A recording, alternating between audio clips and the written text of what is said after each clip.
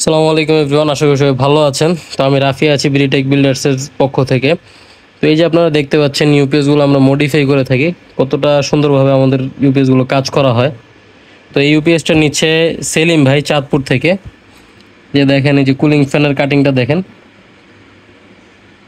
কতটা সুন্দরভাবে ফিনিশিং করে কাজগুলো করা হয়েছে। তো মডিফাই ইউপিএস আপনারা চাইলে আমাদের কাছে ইজিলি নিতে পারেন। চাঁদপুরের মতলব যাচ্ছে ইউপিএসটা সেলিম ভাইয়ের কাছে। ইউপিএসটা ওকে আছে কিনা আমি চেক করে দেখাইতেছি। তো সব সময়ের মতোই বলা যে প্রথমে ব্যাটারি কানেকশন করবেন, ব্যাটারি কানেকশন ছাড়া কোনো ইউপিএস চলে না। ইউপিএসটা অন হইলো, ব্যাকআপ নিচ্ছে।